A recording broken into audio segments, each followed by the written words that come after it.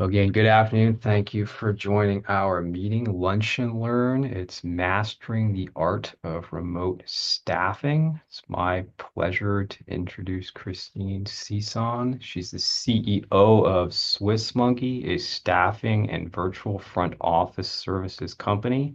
She's built and managed a dental practice for over 10 years and has her Bachelor of Neurobiology from UC Berkeley and a Master of Health Policy and Management from the Harvard School of Public Health. Prior to her work in dentistry, she conducted brain tumor research at UCSF, assisted in the integration of IT into clinics and hospitals, and later led the development of community-wide healthcare systems, including telemedicine efforts. Christine is one of our partners, one of our business members, a longtime supporter of us. Very pleased to have her today. Welcome, Christine. Thank you, Jim. And I was mentioning this is our first lunch meeting, so I'm excited and thank you all for taking a little time to be with me and Jim today. So I am going to let me see here. Let's see, if I can move it actually. Let me make sure we can see this. Let me try this again. Jim, can you see it? Okay, perfect. It's working. All right. So Jim, thanks for the intro. I'm going to spend, I know some of you have patients at once, so I'm going to spend 30 to 40 minutes going through content, but I want to leave a lot of time for questions. This is really about you and everything you want to know about integrating a remote dental professional. Just quickly about Swiss Monkey, we can talk about that later.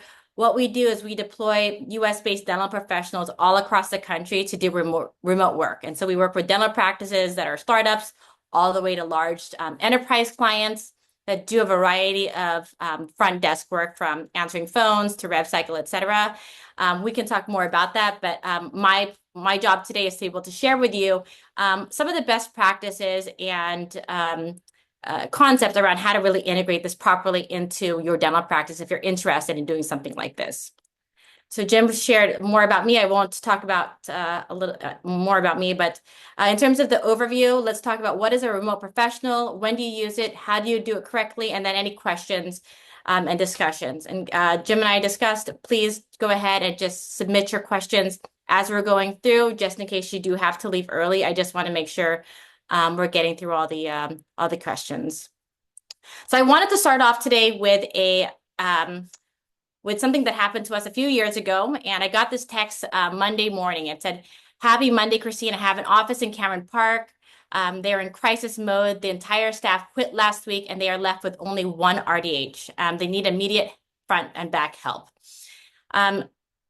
I don't know if this has ever happened to any of you, but this was a crisis situation where a doctor and his wife came in on Monday morning and pretty much their entire staff had resigned. No letters of resignation, just five letters on the desk with just one RDA and one RDH left. And so in this kind of scenario, you're like, oh my gosh, like what do you do in this case? And so this is kind of a really unique case, but it kind of proves what a remote staff can do in a scenario like this. And in this scenario, we're able to we're able to audit the schedule, move patients, answer calls. We were able to continue with the rev cycle billing and posting until that doctor was able to find on-site staff. And then part of those duties and tasks were able to be remoted back in, and he did keep part of the off-site team. And that's just kind of a really unique scenario of how you can take this model in terms of using a remote professional to help with a dental practice operation. And so I want to talk briefly as to like, why now, right? Because this idea of outsourcing is not new, but there's a convergence of effects happening from the labor market to operating costs that are making this model something that's really appealing to dentists. So most of you probably know, 1 in 3 dental practices are looking for admin staff. It's absolutely affecting your ability to produce. When you're not staffed, the ADA showed that you probably are losing up to 10% of your production. So for $1 million practice, that's $100,000 just by not being staffed. And so the idea is, how do we minimize that disruption? Because we know, especially in dentistry, we have a very fluid front desk, right? Anywhere between 6 months to 2 years, your front desk is kind of turning over. And when you're a small business, that type of staff disruption is very impactful. We know there's a rise in labor costs, operational costs. People are asking for more money. Reimbursements obviously are going down.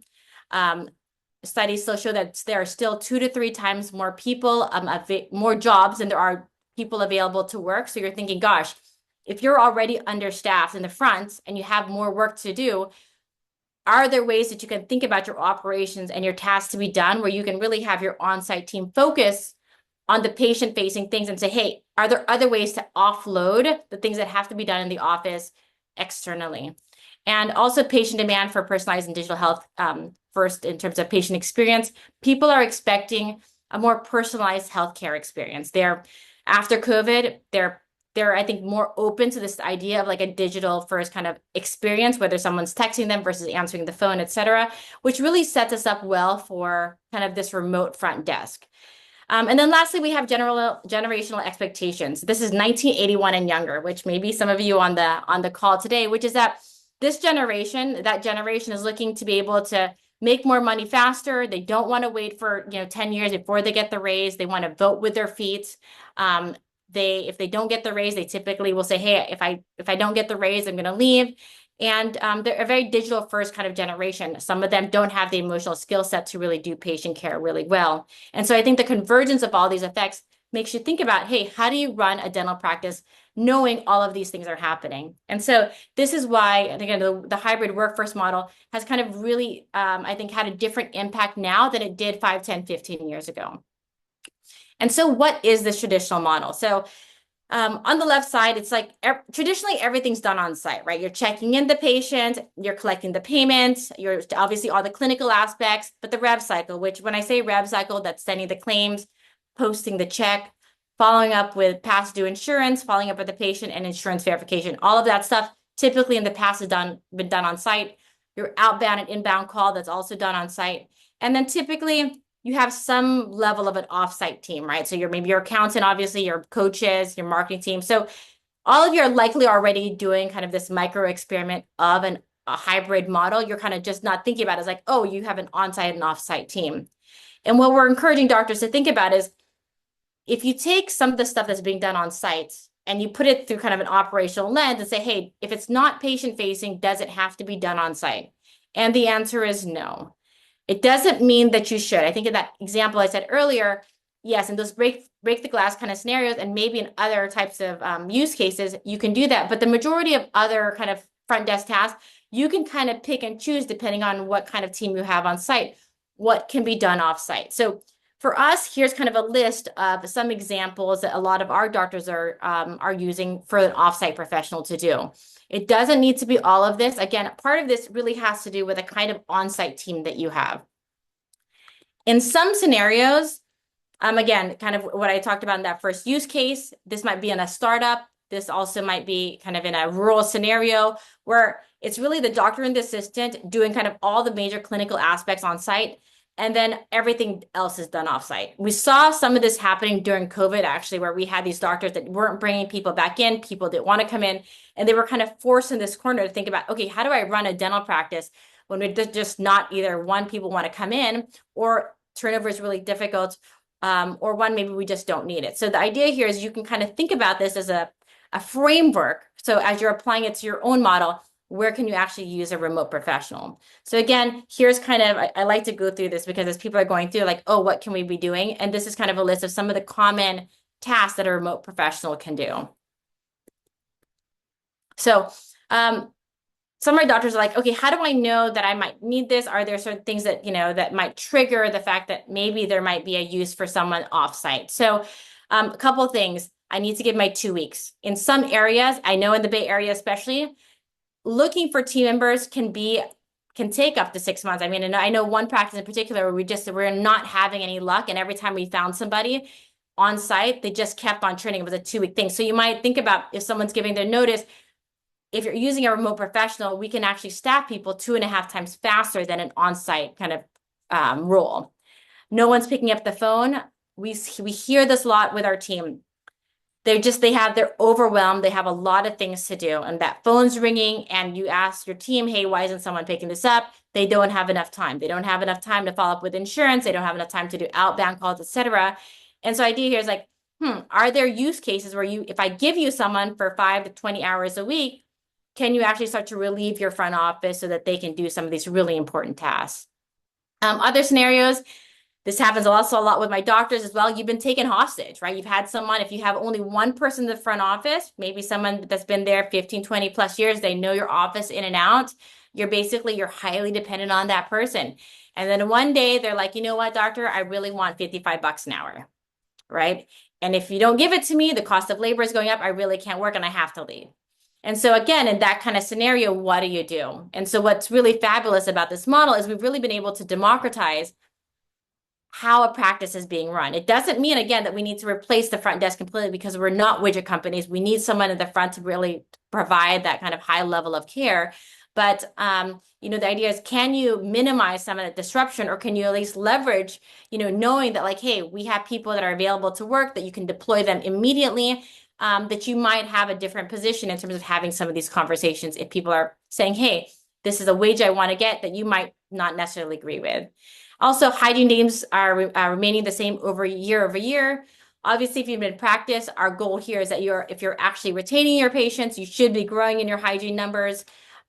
We see this kind of the leaky bucket effect. This might be another kind of scenario where you might need someone to really focus on kind of the hygiene kind of workflow of your office.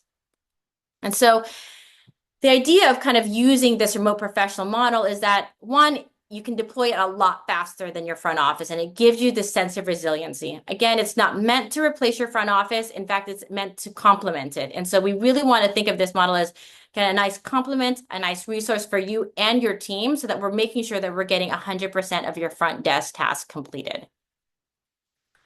And so what are some of the use cases? So I want to kind of go through this so you're kind of thinking like, oh, okay, I'm interested, but what does it look like? Vacation and maternity leave.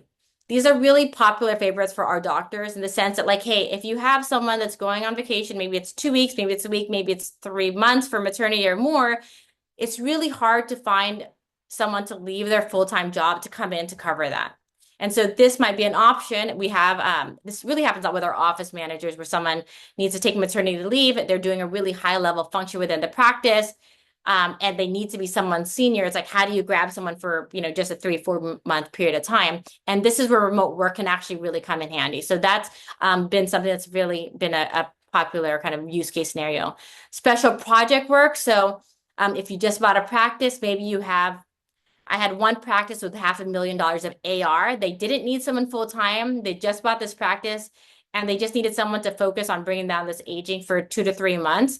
And then, that was kind of a done deal. So special projects, we also had another practice where they migrated from one software to another, and they needed to audit that schedule and audit kind of the patient accounts. Might be another use case. Interim support, similar to what I kind of mentioned about maternity leave, or maybe you're just like some of my pedo practices, they just need someone, on a Friday or a Saturday, or someone to kind of cover special calls when the office is closed. There are a lot of things in the front office that don't need a full-time team member, especially when you are looking at the things that are being done in the front and you start to kind of dissect them as specific rules. For example, phones. If you guys are using a phone system, you can actually look at when are you missing calls the most? Is it between lunch hour when you guys are closed? Is it Monday mornings when people are needing emergencies? Is it between 5 to 7 o'clock when people are calling after hours, or when people don't want to answer the phones because they're tired? That's one of the examples when you can just kind of pick and choose when you might need some additional support. Accounts receivable, again, I do harp on this a lot because insurance kind of follow-up is taking up a lot of time, and it can be up to 40 minutes or more to follow up with one insurance claim. And in the Bay Area, where you're probably paying your front desk $25 and above plus benefits, the last thing you want is having them on hold with your favorite dental insurance company, figuring out why something wasn't getting paid. That is not a good use of their time. So you see a lot of kind of the DSOs, enterprise clients, they're actually outsourcing this off to an offsite team because they really want their onsite team to focus on what I call patient revenue generating activities. So you want them kind of providing that really first class Ritz-Carlton experience. You don't want them on the phone, even though it's really important to do kind of insurance claim follow-up. That's not a good use of their time. Treatment follow-up if needed. So anything that's outbound calls, that's a great use where you might have somebody just offsite doing that. treatment follow-up I really actually want that to be done on site. So it might be more hygiene, but in the case where you have someone that doesn't know dentistry, so we had one office, they hired someone that was great customer service, had no idea how to do dental. In that case, you still need to do kind of treatment follow-up, but you don't want someone who doesn't know dentistry doing that. So you might tap into this ecosystem and say, hey, guess what? I need someone that really knows how to talk about treatment, the value, et cetera, and get them back in. That might be another use for kind of a remote professional. And all, marketing assistant is also another option. Full-time pieces, more like roles, a scheduling coordinator, financial coordinator. Most of the practices that work with us typically will use a remote professional just 3 to 4 hours a day, 4 days a week. And it's a complement to their on-site team. So, you don't necessarily have to use a full-time person. It also depends on the company you're using. So obviously I want to stay agnostic here, but there are some companies that require you to just say, hey, this has to be a full-time person. And you kind of, as your own practice, you need to decide what works best for you. So it's not just about your expenses, it's about your top line. So I get asked a lot around like, so is this going to save me money? And so I say, it depends on how you do it. So we really want to be diligent. And that's our job here, at least for us, is that as you're doing this, we're giving you everything that you need to know about when you're adding a remote professional and you're adding an expense, right? So in California, we tend to have higher labor costs. So fortunately, I mean, in our case, if you are tapping into someone that's living outside of California, ideally you're able to tap with someone that has similar experience, but maybe not as expensive, right? It's not always the case, but it typically is something that we've been seeing. So the idea is, yes, you can absolutely save on the expenses. And the reality is if you are paying someone specifically to do one task versus like if you're doing, insurance claim follow-up and they're doing answering phones, they're checking out patients, they're, auditing the schedule, and then they're also doing insurance, what may take somebody 40 hours to do something, if it's just that one specific task, then it should only take them a fraction of the work. So idea is like you're able to, tap into lower wages and very specialized work so that you're able actually to really then hone in on terms of like how much you're spending for that particular task. Now, when you do this, it's really important when you're adding a professional, every team member is going to say, hey, Dr. Jim, we know what we need here is more people to help us do our work. And which is fine. So you add in this remote professional, and you're hoping that, hey, okay, I'm going to add this new professional and I'm going to save my team 10 hours a week because now they're not on the phone with insurance, doing verifications, following up with claims, et cetera. It's really important for you as the CEO that you have triage where that new time kind of saved is going. Because the last thing you want is you just added this new kind of expense and nothing's changed. So it's really important. You're kind of playing Tetris, you've added new expense, but you need to have a really clear expectation as to what that new kind of amount of time that you've allocated to your team is doing. So that should be, if I'm going to have someone that's going to be doing insurance verification, then I really want someone to then, your job on site should be able to provide better experience, follow up with treatment, et cetera, so that you're also increasing the top line. So overall, you're increasing your margin. Really, really important because it's not just about adding a remote professional. It's about thinking about your whole P&L as a whole. So how do you really do this? So let's just say, hey guys, you're really interested. I want to go ahead and use a remote professional. Maybe someone in your team wants to work part-time, a few days a month. Here are a couple of things that I want everyone to be really careful. So really there hasn't been a kind of a standard blueprint. You need to be careful. Obviously, we're in the healthcare industry. You shouldn't be using personal cell phone messages. You shouldn't be like emailing from their like Gmail address, all the patient information. So there's a bunch of the HIPAA components here that are really important. For us, we've curated a stack that's a HIPAA compliant blueprint and toolkit for you to be able to use. But if you're going to do this on your own, you just want to be careful that as you're doing this, you're doing things that are HIPAA compliant. People aren't using their personal cell phones. People are not using their family workstation where their kids and their husband or their wives are all using the same laptop as they're remoting in. So you want to make sure you're kind of thoughtful about that infrastructure. And then you also want to think about how you know what that person is doing offsite. So with SwissMonkey, we've kind of curated that toolkit, but if you're thinking about doing this, you want to make sure that as you are having someone work offsite, you want to just kind of be really acknowledge the fact that you want some transparency as to what that person is doing. So how do you really do this? So you don't just say, hey, okay, hey, great, Jim, you're going to work off site. You really want to think about very diligently, What is your vision? What do you need done? And so the way I like to do it with my offices is I don't want to add overhead if I don't need to. So I will talk to my team and say, hey guys, right now we're making $200,000 a month. I want to produce 250,000, whatever I like to use financials as a kind of an agnostic metric for how we kind of hit goals. And you ask your team, we want to hit this goal.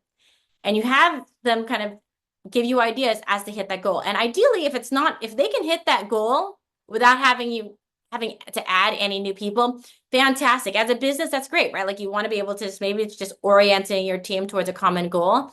But typically what ends up happening is something along the lines of, hey, doctor, we'd love to be able to do, unscheduled treatment follow-up, but I don't have enough time. I can't answer the phones because of, everyone's kind of checking in and out, and I just don't have time to be also answering the phones. They have a lot of questions.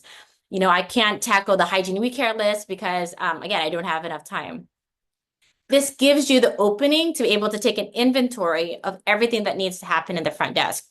And that will give you kind of the opening to say, okay, if I get all of these things done for you, can we hit this goal? And so that's one way that you can start to really create kind of a co-design of a hybrid of an outsourced team and really delegating into that remote professional what they do without making people feel threatened. Because the idea is people do feel threatened when you add a remote professional. Sometimes they're like, oh my gosh, is that person going to take my job? At least for us, that's not the goal here. The goal here is to be able to complement your on-site team so that they're really focusing on things that an off-site person can't do. So again, kind of being really specific about the tasks that they're going to get done.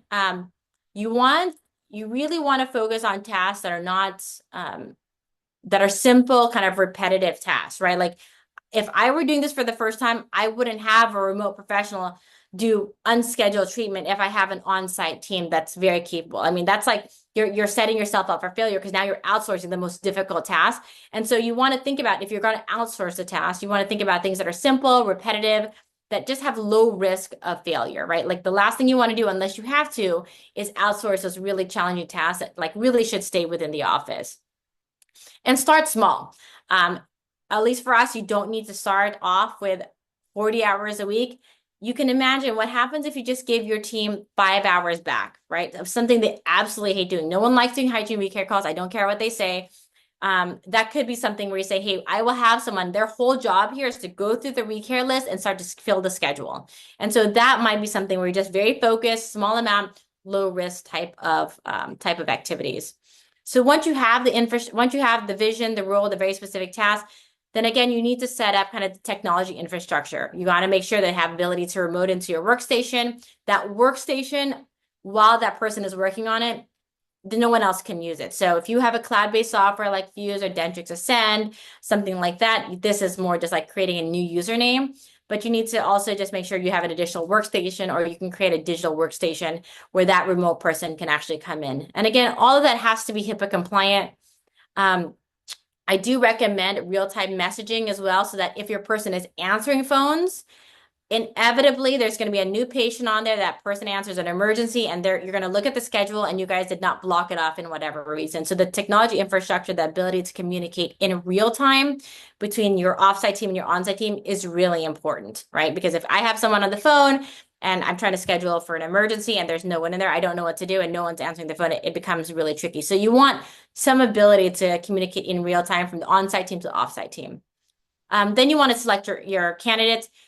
One of the things that you are thinking about the type of people that should be offsite, for me at least, I prefer that you stay away from people that have no dental experience and that don't know your software. It doesn't mean it's 100% if they don't know your software, if they got 20 years of experience in dental. I think actually that's not as risky. But typically, and also because most dental practices are more similar, dental practice softwares are more similar than different. It's just that all things being equal, you really want someone that is experienced in dentistry. It's really hard to train remotely, especially as a small office. If you have a whole training institution and you have someone that's dedicated to training an offsite person who has no dental experience, that might be a different case for you. Most dental practices I know, they're already understaffed. So if you're thinking about adding a new person who also doesn't know dentistry, and there's so many kind of nuances to how we handle patient calls, how we schedule, how we collect payment, how we deal with high anxiety patients, you really want to focus on someone that has had, that's been in dentistry for a while and that's that knows your software, assuming you have a software that is that's pretty prevalent. EagleSoft, Open Dental, Dentrix, etc. If you have some of the newer ones, obviously you're not going to have a larger talent pool to select from. But something to think about is you really want them to have dental experience, and ideally, all things being equal, that they know your practice management software, because you'd be surprised. I mean, I see where it kind of goes a little crazy is that the revenue cycle piece when they're sending out claims, if some softwares are different, and so you kind of just you find out the hard way because they just have never worked with that software before. So once you connect with talent, you have the infrastructure. It's not just kind of like, just kind of let it sit and go. You still need some, just like your regular employees, some quality assurance and check-in, right? So we can help you with what that looks like, the cycles, the quality assurance. But the last thing you want is like you finding out that this person, wherever they are, just hasn't been working. And so there are a variety of tools that you can actually implement that has like, keystroke recording, screenshots. We use a productivity report, which I'll show you later, which you're welcome to use as well. But there's a variety of things. Once you get them set up, it's like, hey, how do you know they're actually doing what they're doing? And frankly, there's going to be quite a few things that they're going to need the on-site team's help with. So if they're sending out claims, you might need an X-ray that you guys can put on there, maybe some notes. So especially in the rev cycle components, you need some ability to be able to communicate back and forth. All right. I'd like to show this. This is within our platform. And this is really the ability for your professional to be able to submit what they do. So we call it a productivity platform. This is included with us, but you can also use this tool. If you have your own remote professional and you're like, hey, I already have somebody that wants to work remote. I just need the toolkit. We can certainly help you with that. But this allows you to be able to track what that person is doing over time. So it kind of allows them to say, hey, here's what I did today. Here's how many claims I sent. Here's how many calls I made. Here's how many patients I scheduled. I like something like this, especially for my offsite team, because it just gives me an agnostic tool to just get a sense of my ROI. Hey, I'm paying someone $25 an hour, 20 hours a week. This is what this is my output. What am I getting back? And that way you can just have a real, when you are having conversations about what the effectiveness of that person is, you're looking at data. Right? Because typically in an office, when we're having conversations about raises, are you effective? Do you need more help? It's more like you're kind of guessing. Do they look busy? Does the team like them? How long have they been here? So this type of kind of really quantitative based platform allows you to kind of take some of that emotion out of it and really look at the data. Our professionals love it too, because after a year, they might say, hey, Dr. Jim, I know you're paying me $20 an hour. I'd love to get up to $22 an hour. Here's everything that I did that year, right? So that way they also have something that they can come to you with, and you can then make a decision. And vice versa, if they're asking for your raise and you're like, hey, it doesn't look like we're able to get the outcome that we wanted, you can help them set goals using the productivity platform. So a couple more things. So as you are thinking about the types of companies to work with, Mikey is just one of them in terms of the way that we work. We have more of a talent network that you can deploy as you need to and kind of at fractional units of labor. There are other platforms as well that are just like, they only do hygiene week care. They only do phones. They only do rev cycle. It really is up to you as to how you want to be able to curate your hybrid team. Just thinking about if you do have multiple partners, you still want someone to be able to manage those multiple partners. So as you're adding more kind of people to the mix, there's a little bit more management there. So it's something to consider as to like whether or not you have one person doing multiple things or you have multiple partners doing very specific work. Again, it depends on the size of the office, your kind of management ability, et cetera. We can help you, and I can help you kind of think through what works best for you. But there are certainly different types of kind of third-party outsourcing models out there. So things to ask, because as you do this, I feel like people are kind of gun shy about the outsourcing kind of model. They're nervous. They're like, God, it's someone in the Philippines and in India. What, do they even know dentistry? How do I know like what I'm getting into? It's actually going to cause more problems and issues. So you just want to ask some questions. So what kind of training is provided? Are you providing the training or are they providing the training, right? Especially in private practice, you are a community brand. You have a certain way that you might answer the phone, a certain way that you schedule. And so in certain companies, you might pay less, but they have a very kind of vanilla structure in terms of like, hey, this is how we answer the phones, this is what we do. And so you might not have the ability to train or customize kind of that workflow the way that you want. Neither bad because sometimes actually it's less expensive, but you don't get the quality that you want. So you want to ask what kind of training is provided, are you ability to customize it? Who's doing quality assurance? Is it you? Is it them? Again, you don't want to just take this person and then just let them be. You really do want to have kind of constant check-ins until you feel really good that they're imprinted into your practice and anchored in the way you do things. How long have they been in the dental field? So there are some generic phone companies out there that are good. They're inexpensive, but they know nothing about dentistry, right? So when you have a high anxiety patient, they need third-party financing. They might not be a good fit for you. You might not care. You might just say, hey, all I want is somebody to answer the phones, take a message. So you want to ask kind of what the experience in the field is. Is there a contract length? A lot of my private practices do not want to be held in a contract. Usually 3 months to 6 months, kind of 3 to 6 months is kind of a sweet spot. And then once you have that ability, we're like, oh, I really love this partner, then you want to extend. You want to be careful with the 12-month contracts. From the business side, obviously, I think people are like, yes, we want to kind of keep you tied in for 12 months. From the practice end, it's obviously really tricky, right? Because I might not like you, and we had one practice that wanted to leave their call center, but they had a 12-month contract, and it was a terrible experience. But they were only 3 months into it, so you want to think about what is the contract length and what's your exit clause if you have one, especially if you're having a bad experience. And then references. I think peer references are really good. That way you just have a good sense of what you're getting into in the next 30, 60, 90 days as you go into this model. And then investment models. How much is this going to cost you? Sometimes it's just an hourly rate. They just kind of charge you kind of the cost plus a premium. Sometimes a flat monthly cost. Hey, we're going to give you a full-time person at $2,500 a month, but if they don't show or you have them do extra work, that's just all on you. Sometimes for call centers, it's a minute plus a base. There are some companies that will say, hey, we're only going to charge you for every reservation that we schedule, but it's like $200 a hygiene reservation. So and if they do that, you want to make sure like what happens if they don't show. So you kind of want to follow that whole process through. Some it's a management fee, some it's a percentage fee. So again, different types of things that you want to ask in terms of like what is the right fit for your office. So good. I think I actually ended up nicely. So this is my contact information. This is a QR code for us.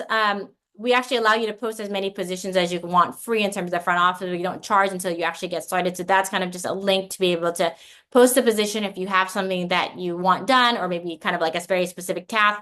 You can actually post it and say, hey, here's what I want to, here's the bid that I want, here's the salary range, etc. And you can post it free and one of our team members will get back to you. This is my email and my cell. That is my work number. I just prefer, if you do need to reach out to me, I prefer that you just text me. My email kind of gets a little crazy. So text, my cell is right there. But that's it. So Jim, I wanted to kind of open up, see if there were any questions. Yes, thank you, Christine. This is a great opportunity to ask any questions here in this format. We have some time, so please enter them into the Q&A box or the chat.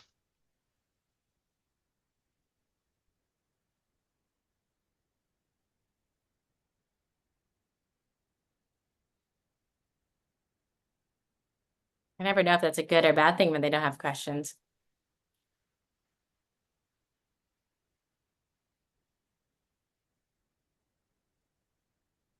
So while they're doing that, I also want to show you, want to ask where your professionals are located. So, are they US based or are they overseas? It affects actually like the quality of, let me take that back. It affects more like the rates, right? So overseas, we have an overseas team. You can get someone for $9, $10 an hour. In terms of the cultural fit could be very different for a private practice. And then if they're US based, what does that look like? So that's, again, another question you want to ask. Where are your professionals located? And are there employees? So typically for most, one of the benefits here, I think when you use an outsourced company, is that you're not paying for benefits. They're not employees, they're usually contractors. And so it's great for states like California, where we all know our employee laws here are it's a circus on its own. It's a lot of work onboarding, offboarding employee.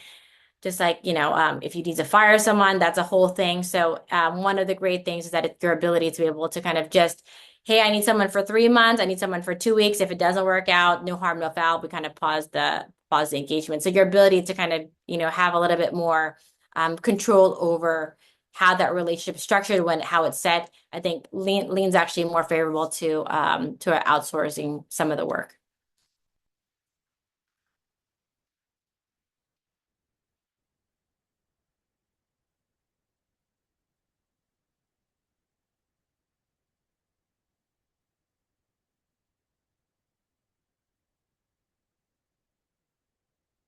Okay, no other questions. Jim, any questions on your end? Oh, here's a question.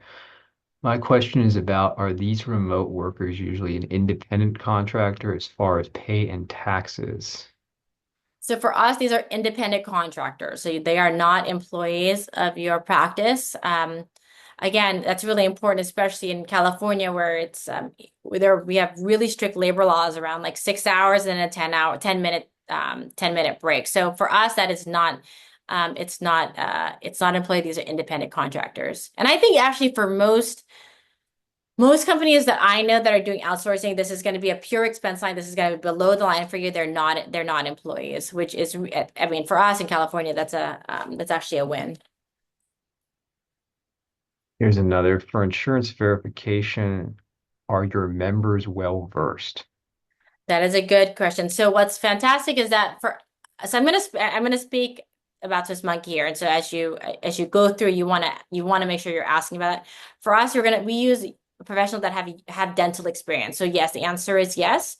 And when you do insurance verification, we also want to make sure that your template is really well defined, right? So sometimes when I look at an insurance verification template, it's a little light.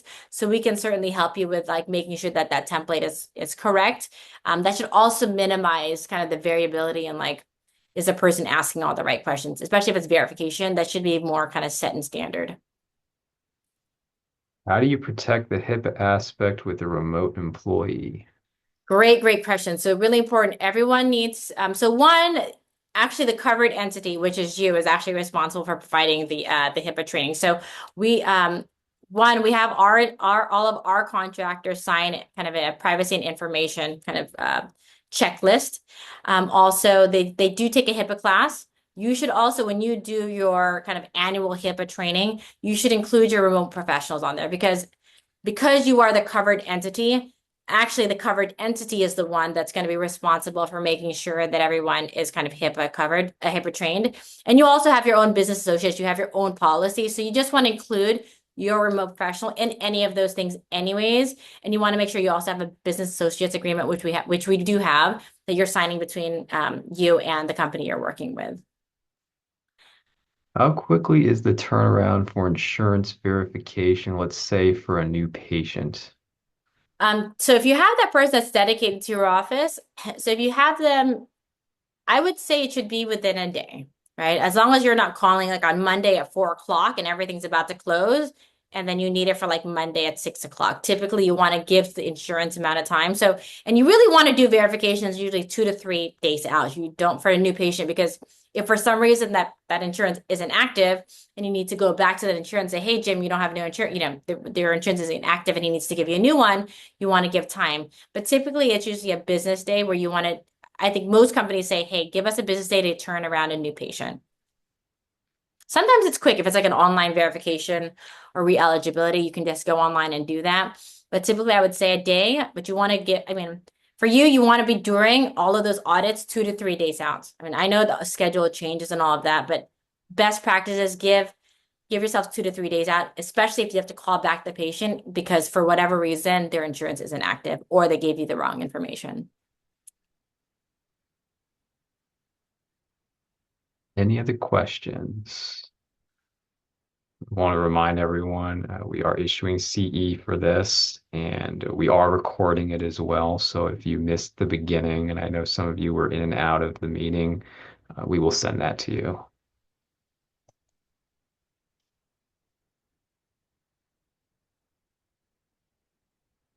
So I'll just say, if you have any questions, feel free, please, to shoot me an email, send me a text message. We can certainly walk through just ways that we can do this. This can be scary sometimes for a doctor to to think about having someone remote into your office and not, they don't know your patient flow, they don't know your workflow. So you want to just take your time and for us, like we love working with our teams. We know there's a lot of trust that has to happen when you're doing this. And we also want to make sure it's done properly, right? Because every model can go wrong. So our goal here is like we match you with the right person. And if it doesn't work out, then we just kind of we find you someone quickly as fast as you can in terms of in comparison to an on-site team member, especially in the Bay Area and San Mateo. It can be not only hard to find really great people, but it's really expensive. And it doesn't mean that they're not worth every single dollar, but you want to think about if you're already trying to run really lean and you just need a few things done in your office, like what can we do at a less expensive cost, right? Especially if you're trying to grow and you're looking at your unscheduled treatment list, you're looking at your hygiene and recare numbers. I don't know if you're not collecting 100% of what you're producing. Those are all things that are really, really time consuming that a lot of my private practice doctors will just add 2 to 3 hours a day just to give the front office team a little relief. So something for you to think about where it's like, hey, if I add an extra $1,500 a month to my expense line, but we can help increase it $7 to $20,000 by allowing your on-site team to focus on your high margin cases. Is that worth it? So we want to think about kind of the return for adding that remote professional.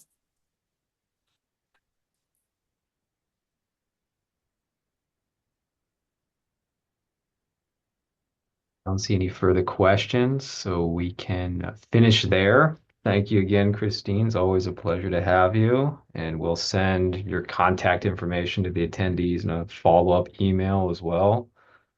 Great. All right. Thank you, everyone. I'm glad that we gave them a little time back. That's fantastic. So hopefully people can have lunch and maybe get ready for their 1 o'clock. Thanks, everyone. Thank you.